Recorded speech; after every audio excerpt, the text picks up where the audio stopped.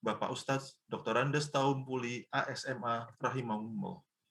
Assalamualaikum warahmatullahi wabarakatuh. Alhamdulillahirabbil alamin wassalatu wassalamu ala asyrafil anbiya'i wal mursalin wa ala alihi wa sahbihi ajmain. Segala puji bagi Allah Tuhan seluruh alam atas rahmat, taufik dan hidayahnya kepada kita semua. Sehingga pada malam hari ini kita dapat berkumpul di majelis yang mulia. Majelis kajian tarawih dalam kondisi sehat dan insya Allah penuh barokah. Salawat dan salam kita panjatkan kepada junjungan kita Nabi Allah dan Rasulullah Muhammad SAW beserta keluarga dan para sahabatnya yang telah mensiarkan wahyu Allah dan memberi teladan kepada kita semua yang kita tunggu syafaatnya kelak di yaumul akhir. Amin. Amin. Amin ya rabbal alamin. Bismillahirrahmanirrahim. Semoga Allah memberikan barokahnya. Bulan barokah, Ramadan, bulan suci penuh ibadah. Setan dalam ikatan, orang beriman dalam ujian. Puasa sudah, berbuka dan tarawih pun sudah. Mari semakin hidupkan malam Ramadan dengan Bapak Gubernur dan seluruh jamaah yang dirahmati Allah Subhanahu wa Ta'ala. Tiba saatnya untuk kita menyimak kajian tarawih oleh Bapak Ustadz Dr. Andes Taumpuli ASMA. Pada malam hari ini, insya Allah Pak Ustadz akan menyampaikan kajian tarawih dengan tema atau judul Makna Ramadan. Mari kita simak kajian yang syarat akan ilmu. Waktunya, mohon izin Pak Ustadz, 25 sampai dengan 30 menit, dan akan kami ingatkan 5 menit menjelang waktunya. Kepada Bapak Ustadz Dr. Andes Taumpuli ASMA dipersilakan. Tafadhol Pak Ustadz.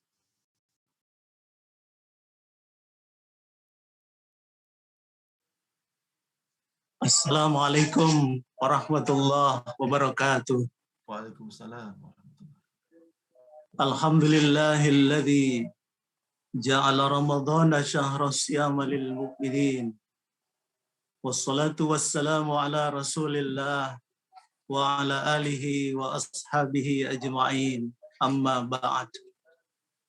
Yang sama-sama kita hormati Gubernur Bank Indonesia, Bapak kita yang saleh, saudara kita yang soleh, Bapak Haji Periwarjo,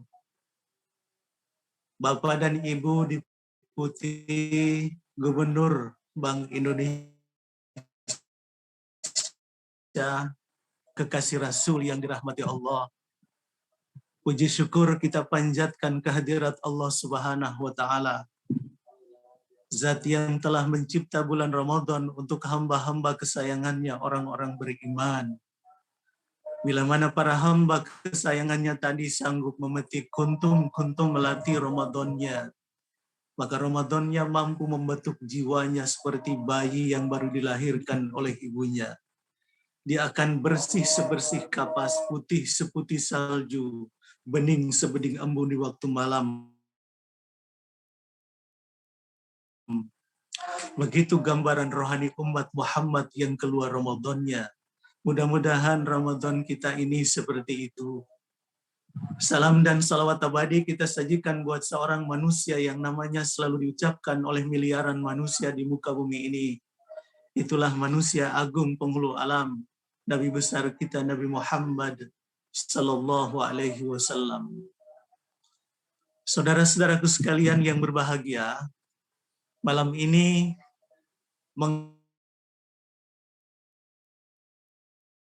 mengawali malam kedua. Saudara-saudaraku sekalian yang berbahagia, Rasul dan para sahabatnya saat menyongsong kehadiran Ramadan, hati mereka penuh sukacita. Tapi ketika melepas Ramadan, hati mereka penuh dengan duka cita di sela-sela kemenangan yang mereka raih dalikan hawa nafsu. Kenapa pada saat melepas Ramadan hati mereka penuh duka cita? Karena mereka tahu keutamaan yang dihadirkan oleh bulan Ramadan. Mereka menyadari bahwa Ramadan sebulan penuh itu merupakan hadiah istimewa dari Allah. Ramadan adalah bulan yang di dalamnya penuh dengan peluang-peluang emas untuk beribadah, untuk meraih ampunan Allah, untuk meminta Subhanahu wa ta'ala untuknya. Apa saja keutamaan Ramadan itu? Apa saja manfaat yang bisa diraih dalam bulan Ramadan itu? Kita bisa ketahui itu melalui makna Ramadan itu sendiri. Apa makna Ramadan? Ramadan itu dalam kamus-kamus bahasa Arab bermakna dua. Pertama, membakar. Yang kedua, mengasah. Ramadan itu makna pertamanya adalah membakar. Dan yang kedua, kemudian menjelaskan apa makna membakar dalam makna Ramadan itu. Paling tidak ada 5. Yang pertama, membakar semua dosa-dosa dan kemaksiatan yang selama ini pernah kita lakukan. Siapa sih manusia yang tidak pernah berbuat salah dalam hidup? Adakah di Republik ini manusia yang tidak punya dosa dalam hidup? Semua manusia punya salah dan dosa. Mencari manusia yang tidak punya salah dan dosa sama susahnya seperti mencari kuda bertanduk. Tidak ada sama sekali. Maka orang yang baik dalam agama, kata Rasul, bukan orang yang tidak pernah berbuat salah. Karena tidak ada manusia yang tidak pernah lepas dari perbuatan salah. Orang yang baik adalah saat ketika dia jatuh dalam kubangan dosa, dia terasing dalam kehidupan spiritual, jauh dari Allah. Pada saat itu, dia menyadarkan dirinya dengan sesadar-sadarnya, lalu bangkit dari keterpurukan spiritual itu, lalu kembali ke jalan Allah Subhanahu wa ta'ala. Itu orang baik. Jadi orang baik itu pernah jatuh. Orang baik itu pernah melakukan perbuatan dosa. Orang baik itu pernah melakukan perbuatan salah. Tapi pada saat ketika dia menyadari ini salah, ini dosa, ini perbuatan zalim, ini jauh dari nilai-nilai keadilan, dia kembali kemudian bangkit dari keterpurukannya, lalu kemudian membenah diri kembali ke jalan Allah Subhanahu wa ta'ala. Dalam Ramadan, 30 hari merupakan hari-hari, menit-menit, detik-detik yang Allah sudah siapkan ampunan itu. Kita memperoleh ampunan itu dengan semua perbuatan-perbuatan kita yang Allah dan Rasul-Nya perintahkan untuk kita. Siangnya kita berpuasa, malamnya kita hidupkan malam-malam kita dengan sholat tarawih, witir, zikir, baca Quran, i'tikaf, istighfar. Maka pada saat itu ampunan itu akan digelontorkan Allah buat kita. Untuk dosa apa saja, semua dosa kita. Semua dosa kita. Pada saat ketika kita berhadapan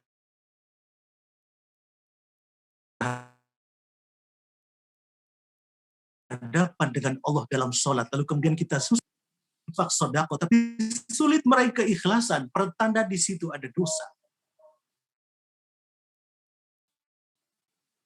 Kita sudah pulang dari haji, pulang dari umroh, tetapi sulit mendapatkan kemabruran haji dan umroh kita, pertanda di situ ada dosa. Ramadan memberi kita hadiah besar buat kita. Kita sucikan itu, kita bersihkan itu melalui sapu-sapu istighfar kita, zikir kita, sehingga halaman kalbu kita yang selama ini penuh dengan lemak-lemak dosa menjadi terbersihkan karenanya. Membakar di sini, membakar semua dosa dan kemaksiatan yang kita kerjakan. Yang kedua, membakar seluruh penyakit-penyakit fisik yang ada dalam tubuh. Sumu tasihhu. Berpuasalah kalian supaya kalian sehat. Selama 1 bulan penuh, lambung kita yang selama ini jadwal makannya pagi jam 7 atau jam 6, lalu kemudian siangnya jam 12 kita makan, malamnya atau sore kemudian kita isi lagi lambung kita dengan makanan-makanan kesukaan kita. Selama 1 bulan penuh diatur ritme, diatur, dikelola. Sarapan pagi jam 7 ditarik lebih maju lagi menjadi sahur kita. Lalu kemudian makan siang jam 12 ditarik lebih lama lagi menjadi makan malam. Biarkan lambung diistirahatkan. Pada saat itu badan terasa ringan. Almarhum Dr. Subki Abdul Qadir pernah menjabat sebagai Direktur Utama Rumah Sakit Islam Jakarta Pusat, Cempaka Putih. Beliau pernah mengatakan dalam sebuah tausiahnya, di Rumah Sakit Islam Cempaka Putih dalam bulan Ramadan, tren penerimaan pasiennya menurun drastis. Saya kemudian tergerak lalu bertanya kepada Direktur Utama Rumah Sakit Islam Pondokopi. Sama juga tren penerimaan pasiennya ternyata menurun drastis. Tapi begitu keluar Ramadan, masuk 1 Syawal, 1 minggu dari 1 Syawal, pasien. Itu menunjukkan bahwa puasa itu membawa dampak, salah satunya adalah membuat kita makin sehat. Yang ketiga, membakar semua penyakit hati. Apa saja penyakit hati? Sombong, membesar-besarkan diri, congkak, pongah oleh jabatan, oleh ilmu yang memenuhi nalarnya, oleh job-job penting yang disandang, oleh harta benda kekayaan yang banyak, sering mengantar kita seseorang menjadi mudah sombong. Dosa yang sangat dibenci oleh Allah namanya syirik, akhlak yang sangat dimurkai oleh Nabi namanya sombong. Saat ketika Rasul mengkisahkan kisah Fir'aun kepada para sahabat, di ujung kisah itu Rasul menutup dengan kalimat la yadkhulul jannata man kana fi qalbihi mithqala dzarratin min kibrin. Tidak akan masuk dalam surganya Allah orang-orang yang sedang bertahta di balik dadanya penyakit sombong, walaupun sombongnya itu kecilnya seperti zarrah. Sebelum Einstein namanya molekul, masa Einstein namanya atom. Einstein wafat, atom dibawa ke laboratorium. Dari hasil lab dilaporkan di dalam atom punya 2 partikel, proton, elektron. 4 tahun yang lalu hasil kerjasama ilmuwan Jepang dan Amerika diketemukan bahwa di dalam elektron, salah satu partikel dari atom, punya partikel juga. Logikanya, proton pun pasti punya partikel. Hanya saja secara ilmu belum dibuktikan. Sekecil itu potensi sombong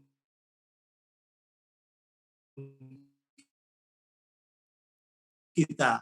Dibiarkan buat sikap kita merendahkan orang lain, menganggap kebenaran itu menjadi biasa-biasa saja, maka pada saat itu, walaupun ruku sujud kita rajin, umroh kita 3 kali dalam 1 tahun, zakat selalu tiap hari, tetapi karena kita punya sombong, haram untuk masuk dalam surganya Allah Subhanahu wa Ta'ala.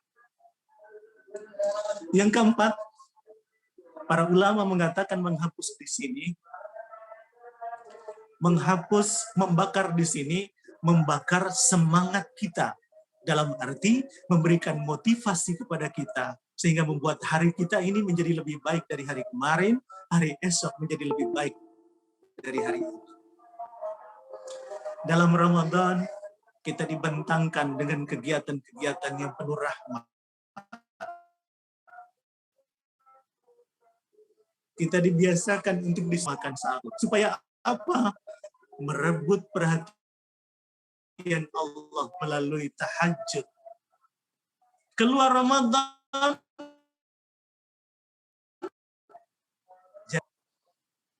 ketika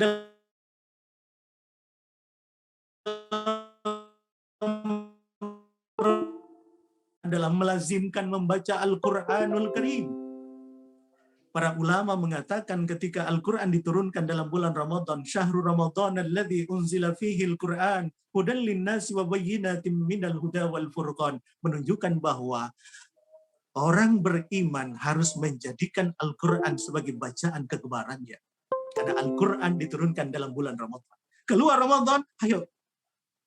Kalau kita selalu mementingkan membaca Al-Quran dan menyisihkan sekian banyak urusan-urusan kita yang keluar Ramadan, kita pun harus mampu untuk mengendalikan itu semua dan bisa menarik ilmu-ilmu yang bermanfaat di dalam Al-Quranul Karim. Dalam Ramadan, kita disuruh untuk banyak memberi. Menengok kiri, kanan, depan, belakang kita. Rasul memberikan spirit. Berilah, kirimlah orang lain, saudaramu, untuk berbuka puasa. Karena Allah akan memberikan pahala sama sebesar yang Allah berikan kepada saudaramu yang kau berikan dia untuk berbuka.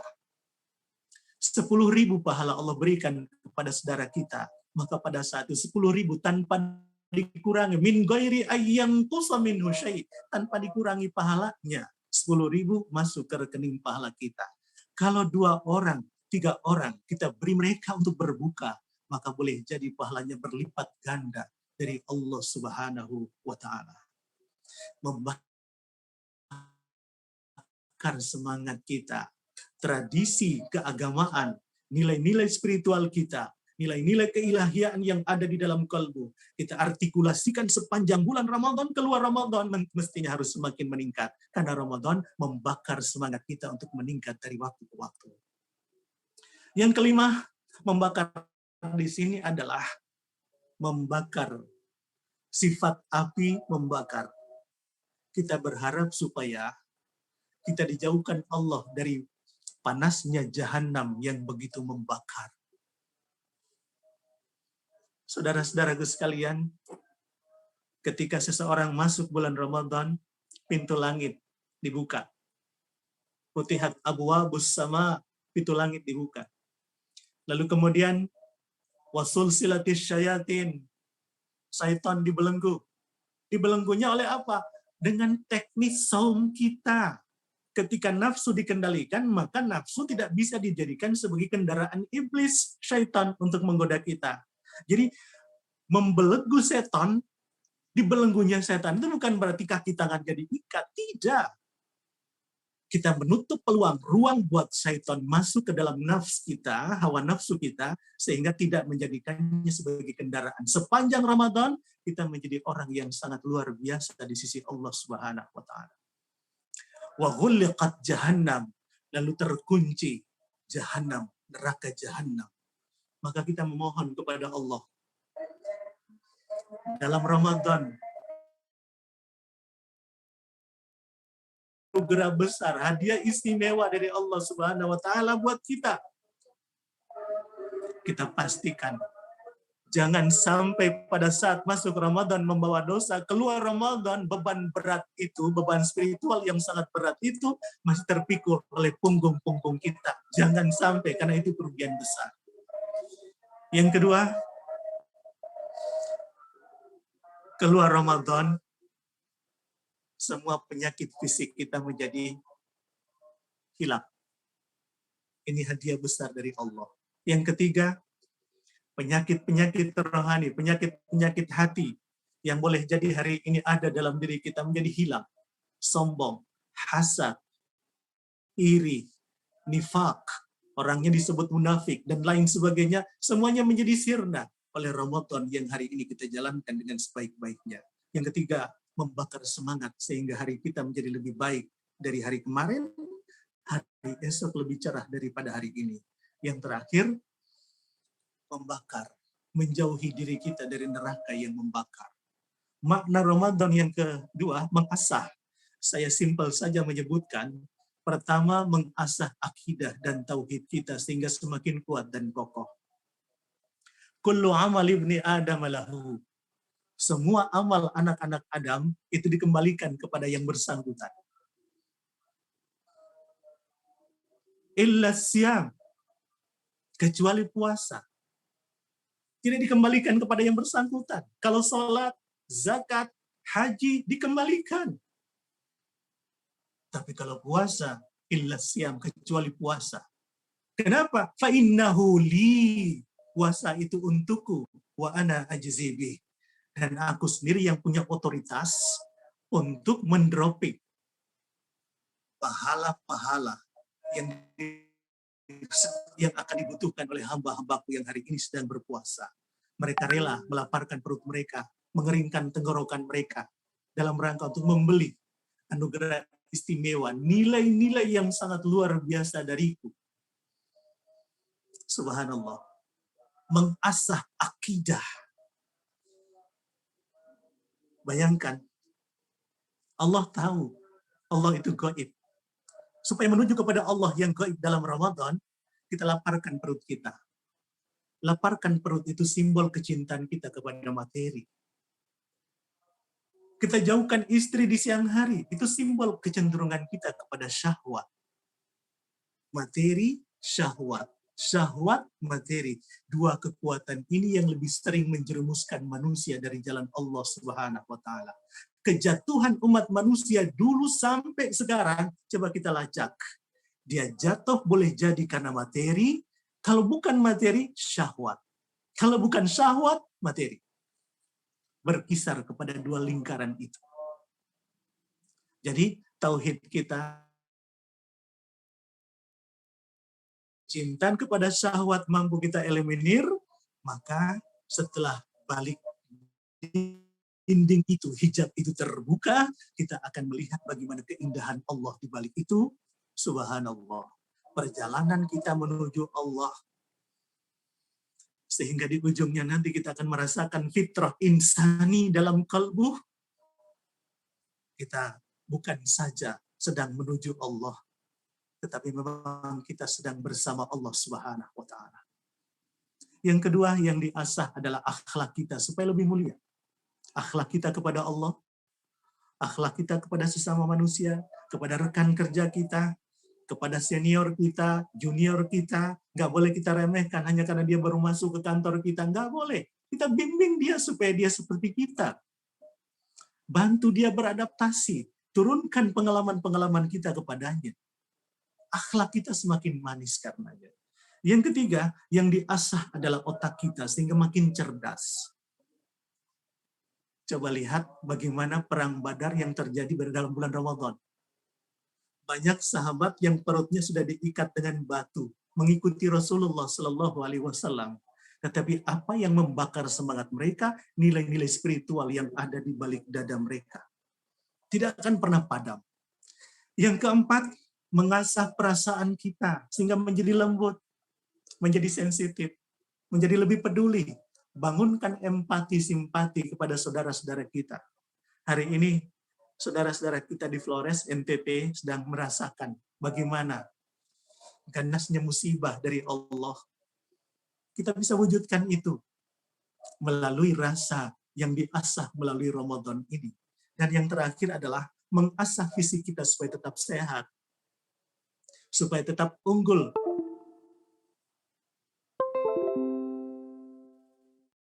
supaya tetap kuat. Al-mu'minun qawiyyun ahabbu ilallah minal mu'minin dhaif. Orang mukmin yang kuat lebih dicintai oleh Allah daripada orang mukmin yang lemah. Salah satu kekuatan itu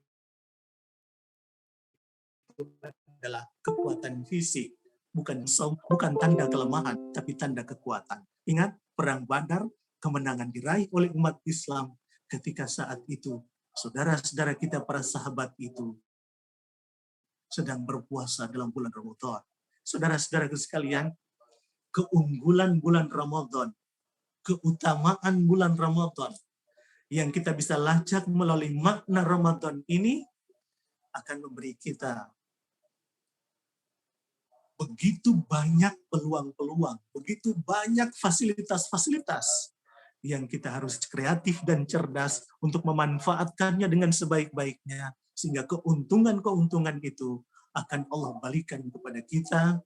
Keluar Ramadan, maka insya Allah rohani kita akan seperti bayi semuanya sudah diampuni oleh Allah Subhanahu wa taala. Semoga demikian adanya.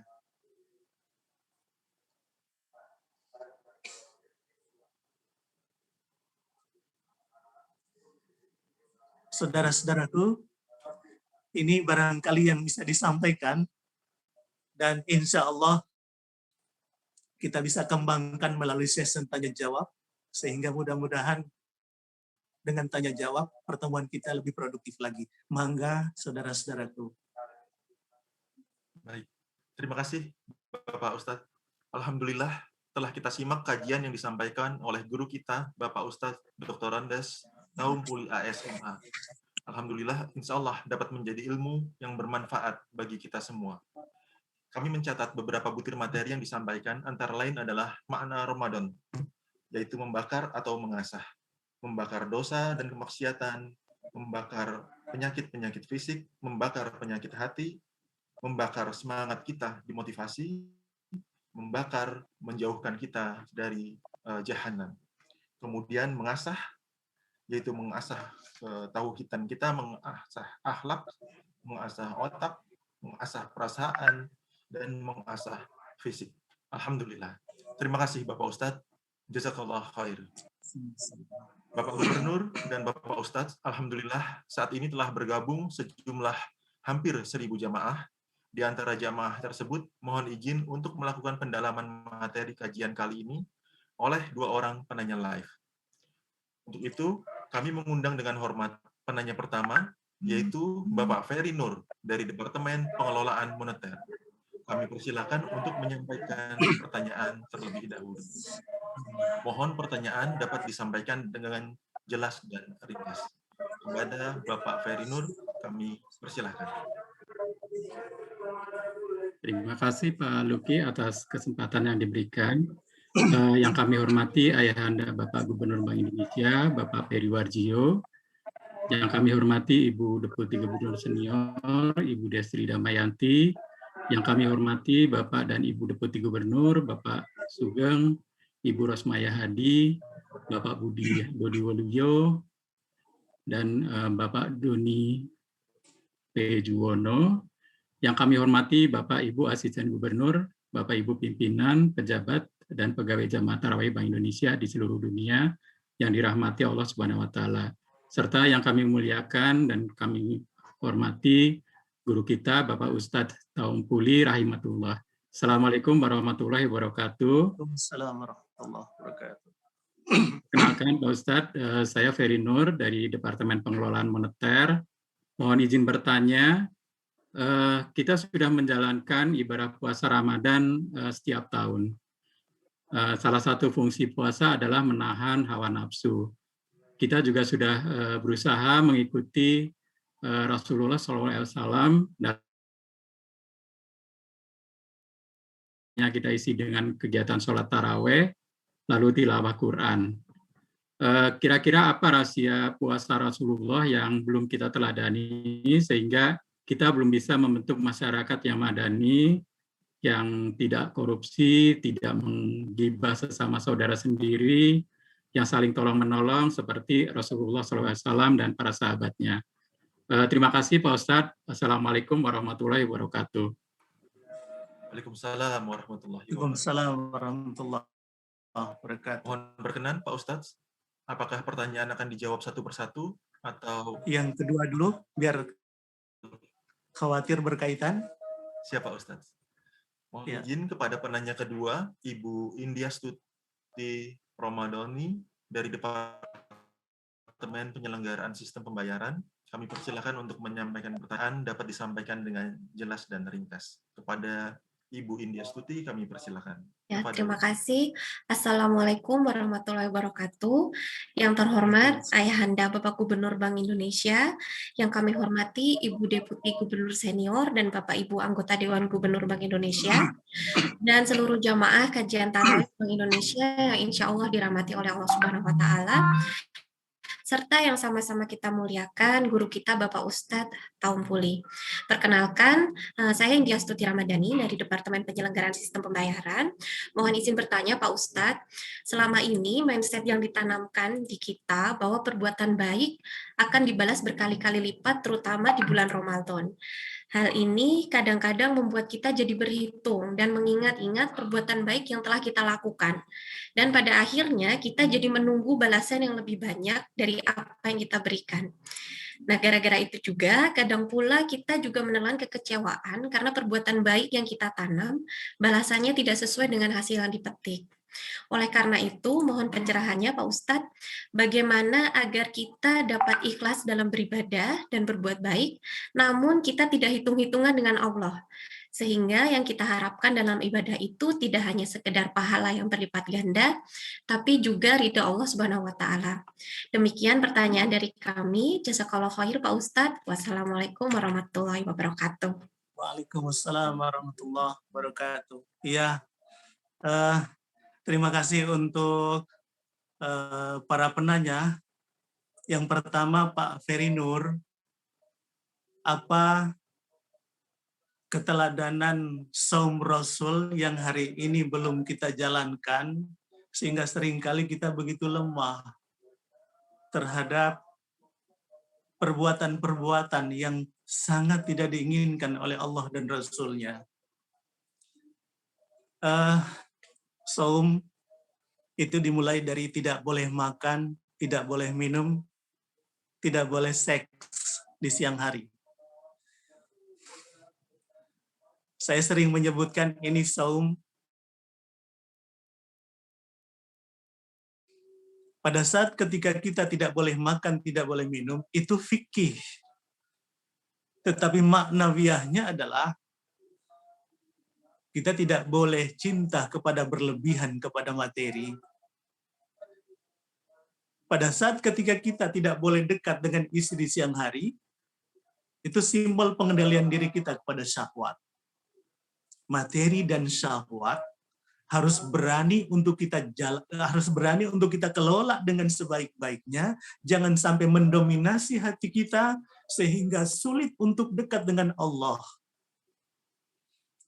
Pada saat ketika kita sholat tapi masih merasa punya harta, masih merasa punya mobil, masih merasa punya rumah, mesti hadir dalam sholat.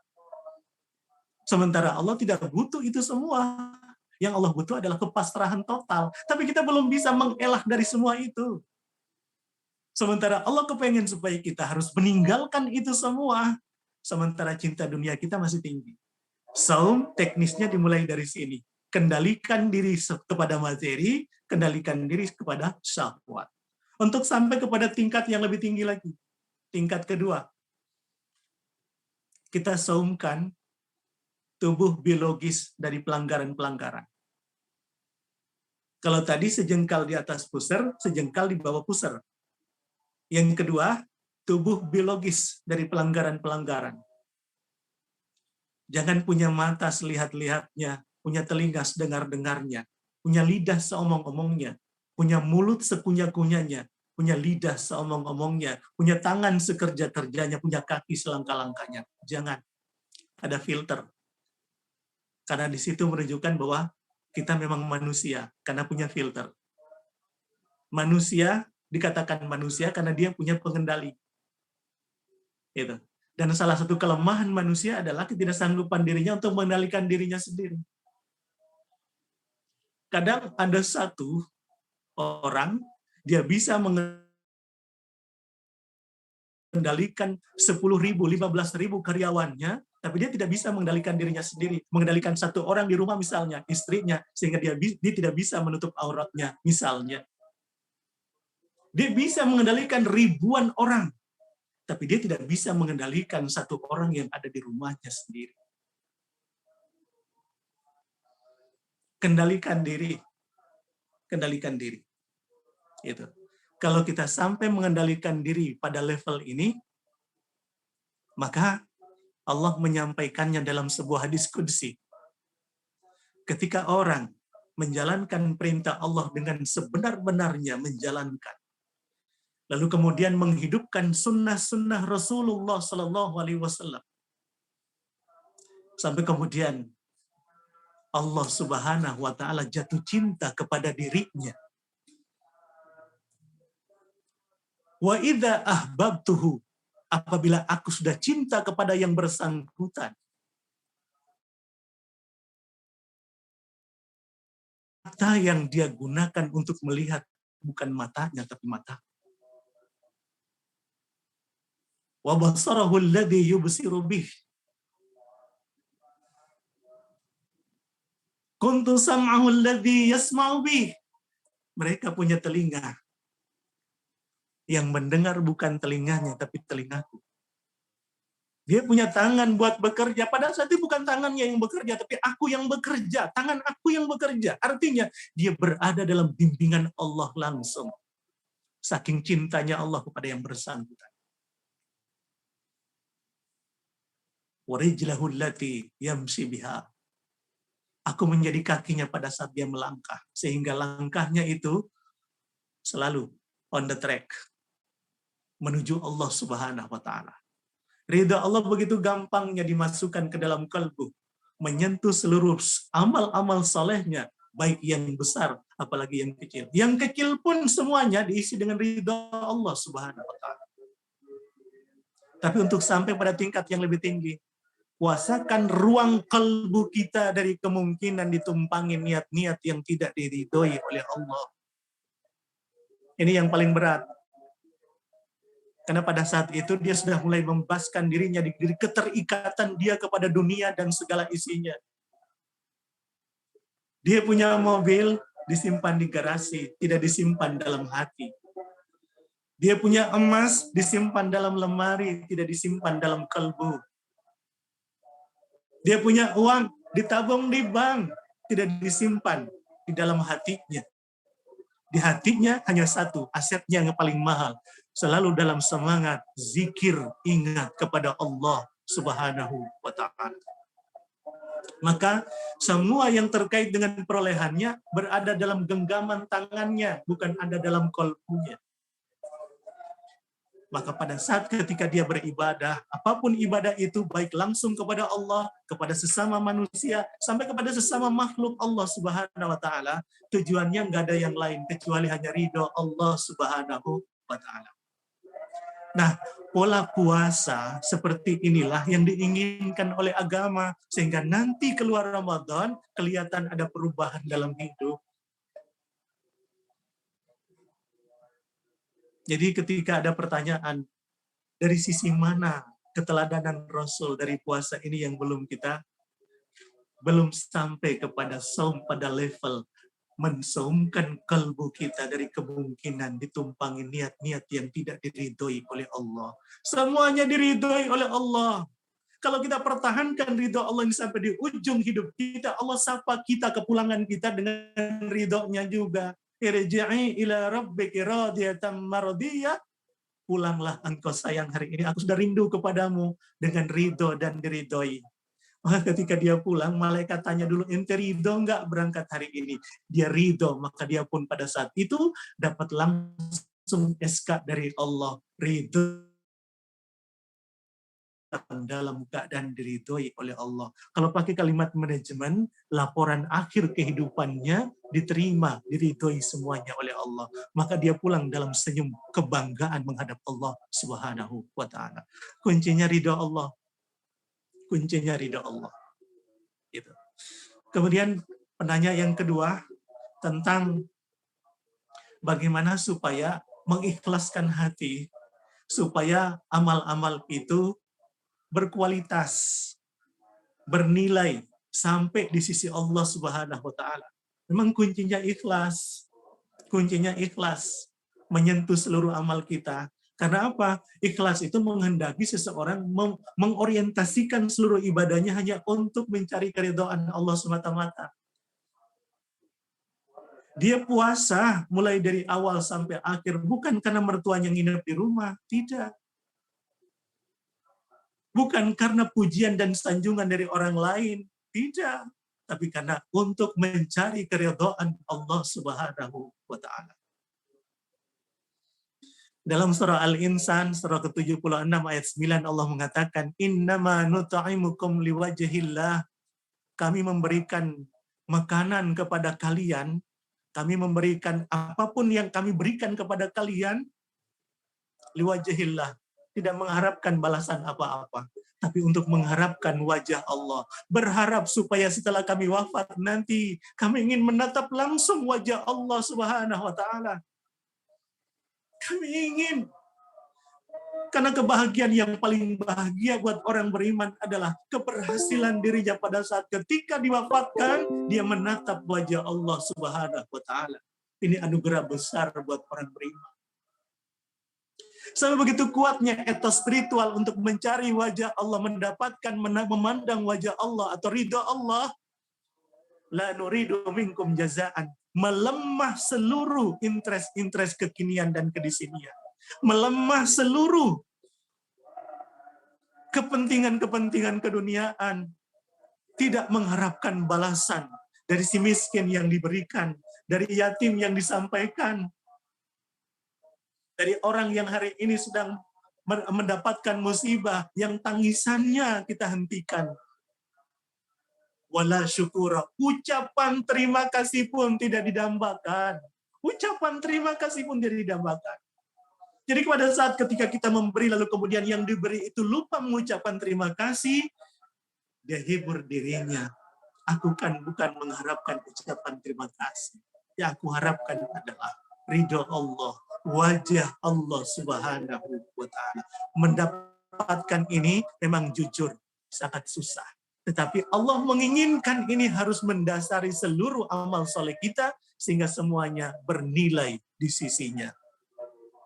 Wa ma umiru illa liya'budullaha mukhlishina lahuddin. Tidaklah diperintahkan kepada mereka kecuali kita mengharapkan ridha Allah Subhanahu wa Ta'ala. Saya ingin sampaikan ikhlas, rahasia ikhlas. Rasulullah Shallallahu Alaihi Wasallam pernah didatangi oleh sahabat bertanya kepada Rasul tentang ikhlas. Jawab Rasul, aku tidak tahu.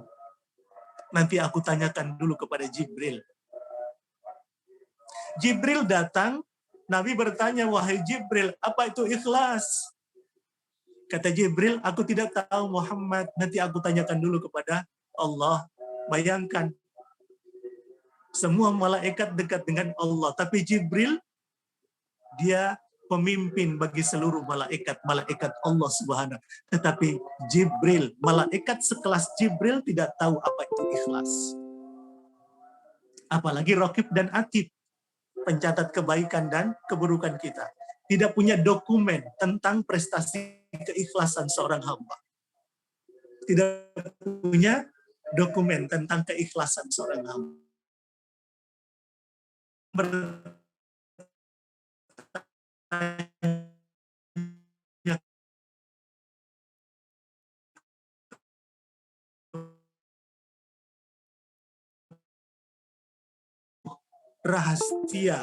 Rahasia ku, kata Allah. Substansi rahasia Allah itu ada di ikhlas. Padahal sekian banyak pembenaran Allah yang semuanya rahasia. Alam barzah itu rahasia Allah. Mekanisme hidup di mahsyar nanti seperti apa? Bagaimana mizan bekerja secara objektif? Mengaudit seluruh kinerja kita. Itu rahasia Allah. Bagaimana seseorang melintang, menyeberang di atas jembatan Sirat, di atas neraka, itu rahasia Allah. Selamatkah kita sampai di surga? Itu rahasia Allah. Surganya sendiri pun rahasia Allah. Tapi substansi rahasia Allah bukan ada pada itu. Justru ada pada ikhlas. Keren banget ikhlas itu. Audzatu fi qalbi man ahbabtahu, yang aku titipkan ke dalam kalbu hamba-hambaku yang aku cintai. Rupanya ikhlas itu di dropping dari atas. Ketika ada seorang hamba jatuh bangun, jatuh dia bangun lagi, jatuh dia bangun lagi, nggak pernah menyerah untuk menuju Allah. Allah memandang perlu untuk menurunkan energi keikhlasan sehingga dia mendapatkan segera istiqomahnya untuk menuju Allah Subhanahu wa taala. Jadi ikhlas dari atas, bukan dari bawah. Fala ya'lamuhul malaikah fayaktuba. Dia tidak bisa dijangkau oleh ilmunya malaikat sehingga mencatatnya. Raqib Atid nggak punya itu. Wala ya'lam oleh syaitan sehingga merusaknya. Maka orang ikhlas bebas polusi syaitan, godaan iblis. Malaikat pun nggak bisa menjangkau orang ikhlas. Makanya pada saat ketika Allah bocorkan strategi iblis menggelincirkan manusia, min baini aidihim dari depan, wa min khalfihim dari belakang, wa an aymanihim kanan, wa an syama'ilihim kiri, wa la tajidu aktsarahum syakirin, supaya banyak di antara manusia yang tidak bersyukur kepada Allah. Depan, belakang, kanan, kiri. Strategi mana yang tidak disebutkan oleh Allah? Arah mana yang tidak disebutkan? Atas dan bawah. Atas itu simbol ketinggian, keagungan, kemuliaan. Di situ ada Allah. Bawah, para al-mukhlasin sedang memadu cinta kepada Allah Tuhannya. Jadi kalau kita menginginkan supaya perjalanan menuju Allah dalam saum ini berhasil sampai kepada tujuan, mencari keridhaan Allah Subhanahu wa taala, perhatian Allah dicurahkan betul kepada kita. Kita beli perhatian Allah dengan seluruh amal-amal soleh yang Allah berikan kepada kita, Rasul perintahkan kepada kita, maka pada saat itu kita akan menjadi orang yang dibebaskan Allah dari godaan syaitan. Maka benar kata Allah dalam surah Al-Hijr ayat 40, illa ibadakallahil mukhlasin, kecuali hamba-hambaku yang hadir di hadapanku dengan amal-amal soleh, tapi tumpukan amal-amal soleh berdiri di atas keikhlasan, semata-mata mengharapkan keridhaan Allah Subhanahu wa taala. Jadi kalau menginginkan supaya amal itu diterima, harus dengan ikhlas. Ikhlas itu semata-mata mengharapkan keridhaan Allah. Mementingkan Allah, memuliakan, mengagungkan. Menyingkirkan seluruh kekuatan. Menyingkirkan seluruh kepentingan-kepentingan yang bisa mengganggu perjalanan kita atau kedekatan kita dengan Allah. Karena itu berpotensi untuk bisa membuat kita tergelincir, bahkan menjadi syirik di hadapan Allah Subhanahu wa taala. Itu. Saudara-saudaraku sekalian, memang pertanyaan ini luar biasa. Karena membutuhkan sebetulnya season khusus untuk memperdalamnya, yaitu tentang ikhlas. Begitu, saudara-saudaraku, kurang lebihnya mohon maaf kalau ada salah. Terima kasih atas jawabannya, Pak Ustadz. Selanjutnya, dari fitur chat juga terdapat beberapa pertanyaan. Mohon perkenan Pak Ustadz untuk kami bacakan rangkuman pertanyaan dari fitur chat. Baik. Penanya dari fitur chat antara lain ada Bapak Isin Ratno dari Unit Khusus Transformasi Sistem Informasi, ada Bapak Puji Widodo dari Departemen Komunikasi. Pertanyaannya kami rangkumkan sebagai berikut, Pak Ustadz. Adakah tanda yang bisa ketahui jika dosa kita diampuni Allah Subhanahu wa taala, khususnya di bulan Ramadan ini, sebagai sarana untuk kita melakukan perkenan untuk memberikan pencerahan?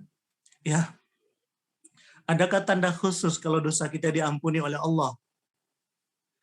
Ada tanda spiritual. Dan itu sifatnya sangat personal. Hati jadi makin lapang. Rasul mengatakan yang namanya dosa itu ketika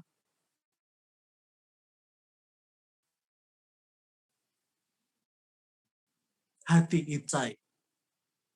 Jadi pada saat ketika pikiran menjadi kusut, sempit, menunjukkan bahwa di situ ada anasir-anasir, titik-titik. Yang titik-titik itu membuat diri kita menjadi terhalang untuk berpikir jernih. Kalbu juga sama. Pada saat ketika kita melakukan perbuatan dosa, muncul rasa bersalah dalam diri kita, maka dosa itu akan mewujud menjadi titik-titik dalam kalbu. Titik-titik itu yang gampang membuat kita stres. Ketika dosa itu diampuni, kalbu makin lapang, jiwa makin jernih, batin kita makin cerah. Dan kalau sudah demikian, kesabaran akan tumbuh dengan sendirinya, keikhlasan akan tumbuh, ketawakalan, anugerah besar. Dan itu tanda diampuni semua dosa yang selama ini kita kerjakan. Tapi kalau andai kata pada saat kita sholat, loh kok susah untuk membangun kekhusyuan, di situ ada dosa. Karena dosa itu menghalangi perjalanan kita menuju Allah. Pada saat ketika kita takbiratul ihram, Allahu Akbar, kita gagal membesarkan Allah karena kita membesarkan apa-apa yang selama ini kita besarkan, maka pada saat itu menunjukkan bahwa kecintaan kepada dunia makin tinggi, menunjukkan bahwa dosa kita makin besar, ampunan di sisi Allah. Itu sebabnya kenapa Rasulullah Shallallahu Alaihi Wasallam menjadikan taubat dan istighfar itu menjadi agenda utama harian dalam kehidupan beliau. Dalam hadis dikatakan 70 kali beliau bertobat kepada Allah. 100 kali. Ya ayyuhan nas, wahai sekalian manusia. Ini panggilannya universal. Ada yang mengenal pahala dan dosa, bukan hanya orang-orang beriman saja. Panggilan untuk segera kembali ke dalam hidayah Allah Subhanahu wa taala. Ya ayyuhan nas, wahai sekalian manusia. Tubu ilallahi wastaghfiruh. Bertobatlah kepada Allah dan beristighfarlah kepadanya. Bertobat dengan taubatan nasuha, istighfar dengan menjemput ampunan Allah dengan sungguh-sungguh. Fa inni atubu fil yaumi mi'ata marrah. Sesungguhnya aku sendiri bertobat setiap hari 100 kali. Padahal liyaghfira lakallah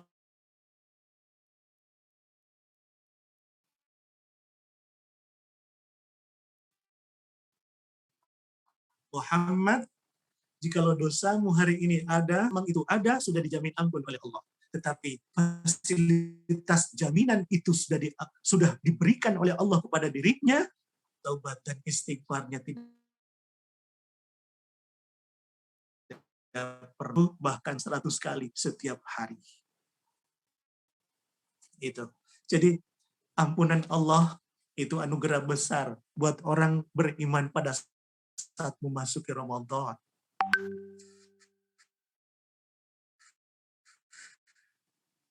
Kita akan dosa, tapi keluar Ramadan, pundak kita masih berat dengan dosa-dosa kita. Karena Rasul Sallallahu Alaihi Wasallam dalam bulan Ramadan, imanan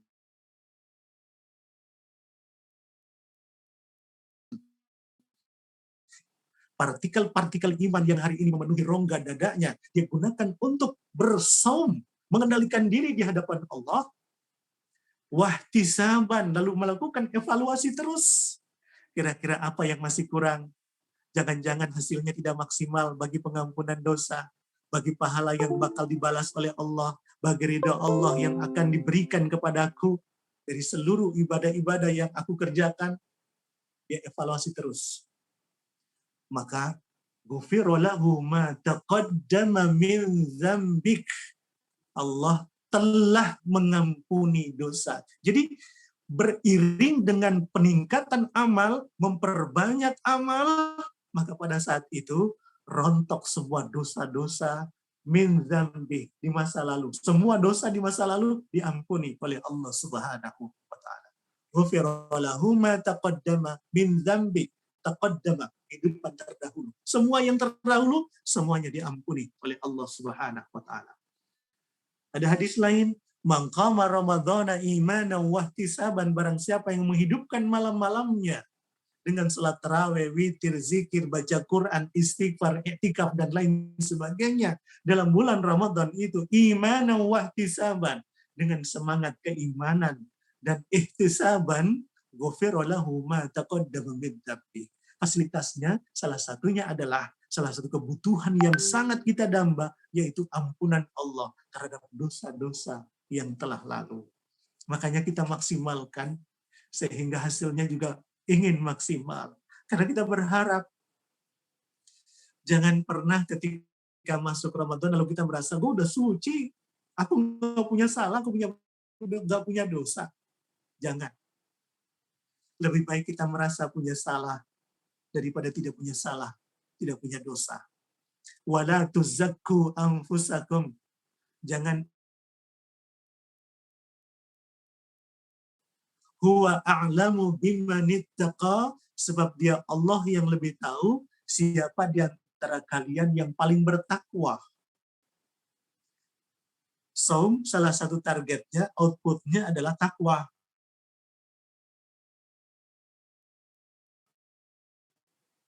Insya Allah kita menjadi orang yang telah dibersihkan dari Allah atas semua dosa-dosa kita, baik dosa yang besar dan maupun dosa-dosa yang kecil, tapi ternyata banyak yang selama ini kita lakukan. Kita sangat berharap ampunan dalam Ramadan yang hari ini kita jalankan.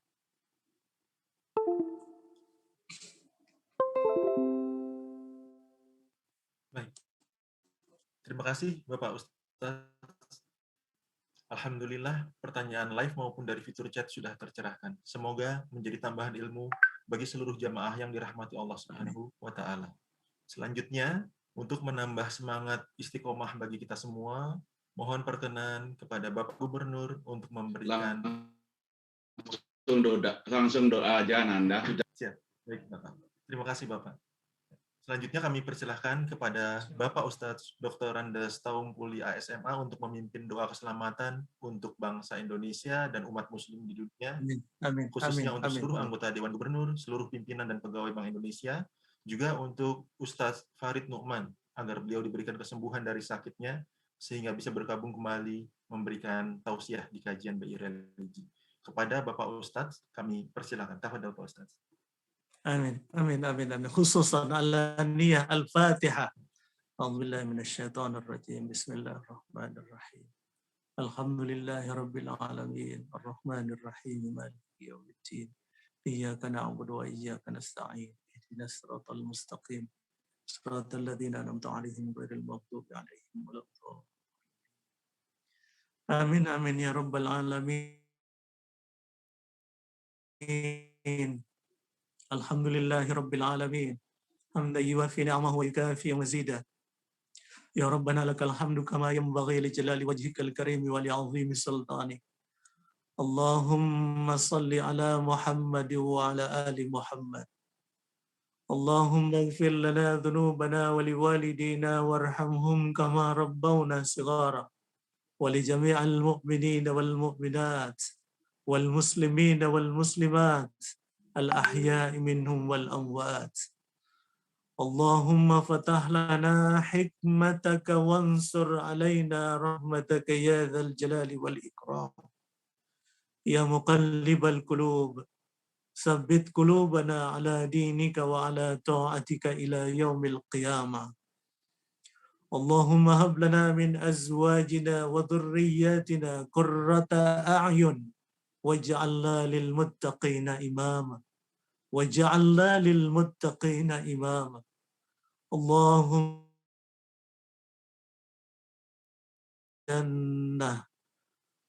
اللهم إنا نسألك رضاك والجنة ونعوذ بك من سخطك والنار. اللهم نعوذ بك من علم لا ينفعنا ومن قلب لا يخشون ومن نفس لا يشبع ومن دعوة لا يستجاب لها. اللهم أفرج علينا صبرا وثبت أقدامنا وانصرنا على القوم الكافرين وانصرنا على القوم الظالمين وانصرنا على القوم المنافقين وانصرنا على القوم الحاسدين اللهم أرنا الحق حقا وارزقنا اتباعه وارنا الباطل باطلا وارزقنا اجتنابه اللهم يا ربنا آتنا في الدنيا حسنة وفي الآخرة حسنة وقنا عذاب النار وادخلنا الجنة مع الأبرار